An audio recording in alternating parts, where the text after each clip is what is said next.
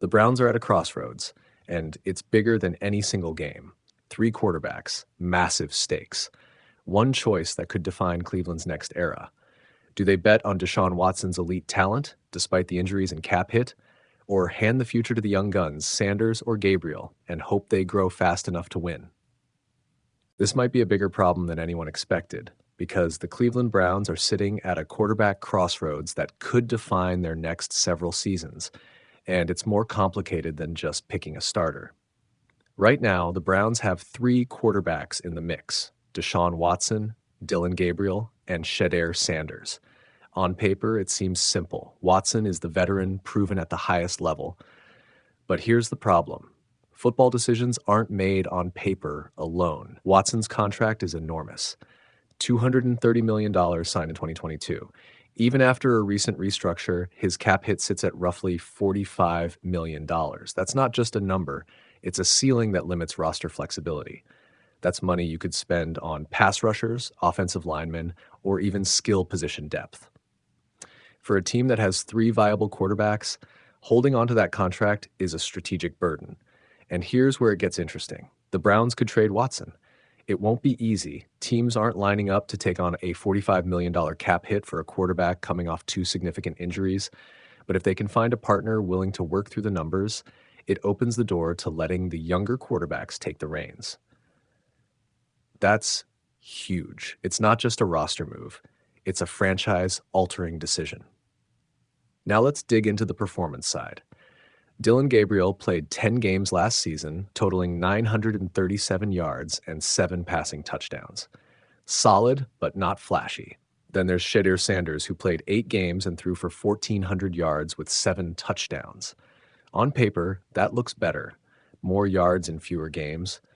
But there's a catch. Sanders threw 10 interceptions compared to Gabriel's 2. That's not just a number, it's an indicator of decision-making under pressure, and for a quarterback, turnovers are everything. And then there's Deshaun Watson. His talent is elite, no question. In his first 4 NFL seasons with Houston, he played 54 games with nearly 18,000 passing yards and 123 touchdowns in 73 games. But here's the catch. In Cleveland, he's played just 19 games over the past 2 seasons and under 20 touchdowns. He's missed 38 games in the last 3 years due to injuries, including a torn Achilles.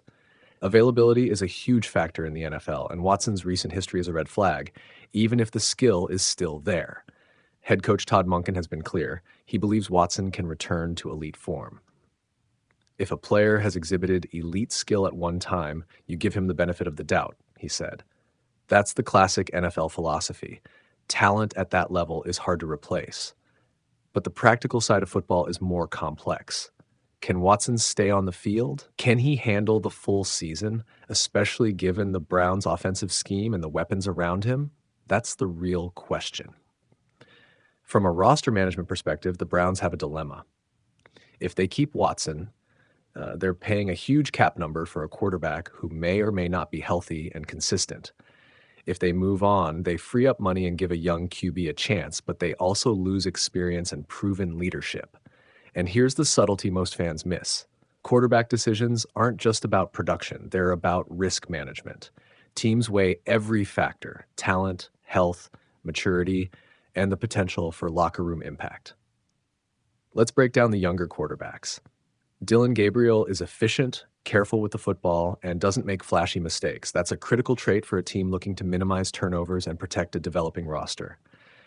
Shedeur Sanders is dynamic, capable of big plays, and has shown elite talent, but the interceptions and decision-making are risky.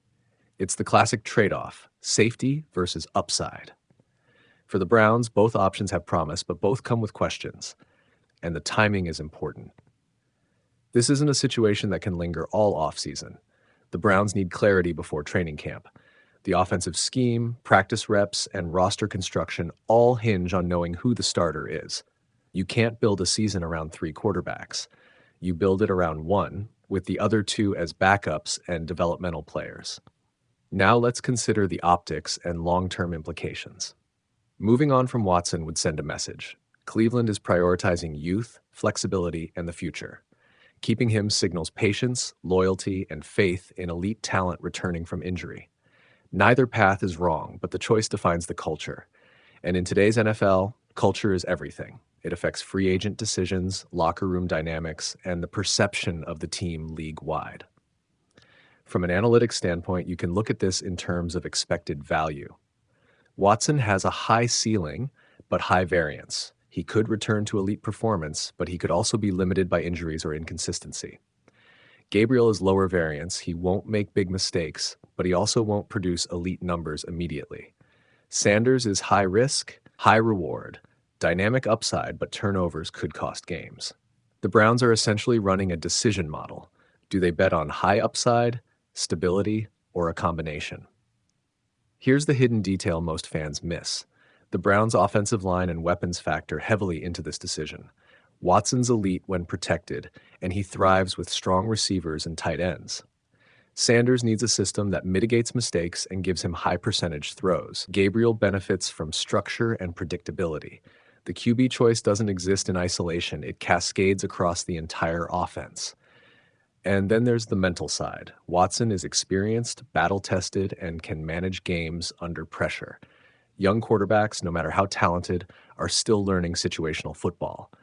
The Browns' coaching staff has to weigh experience versus potential, leadership versus raw talent, debts, and the likelihood of development versus immediate performance. So where does that leave us? The Browns have three paths. 1, stick with Watson, accept the cap hit, and hope for a return to elite play. 2, move to Gabriel, prioritize efficiency and long-term stability.